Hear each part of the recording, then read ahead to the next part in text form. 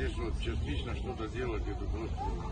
Это все заливали самостоятельно 2 года. То есть, вот видите, тут как бы по чуть-чуть заливали. Но потом все залить целиком двор, это дорого. Ну, дорого, за собственный да. счет. Поэтому это все, естественно, тоже все делалось за свои деньги. Решили поучаствовать, собрались, убрали задний двор.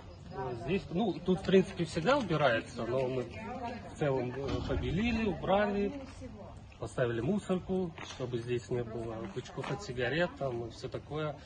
Соответственно, покосили сами, все убрали. В целом мы здесь поддерживаем чистоту, но конкурс подтолкнул людей в очередной раз собраться вместе и что-то сделать.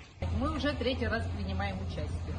Ладно, я тоже скажу, что 2 раза выигрывали, и сейчас тоже ждем выиграть. Вот так мы и приняли участие. Все девочки собрались и начали подметать, убирать. Что, у нас и так чисто было, но все равно поддерживать, чтобы... Из группы «Культурный кодекс ценностей» и группы «Экология, экологическое благополучие» у нас появилась такая инициатива объявить конкурс «Чистый двор».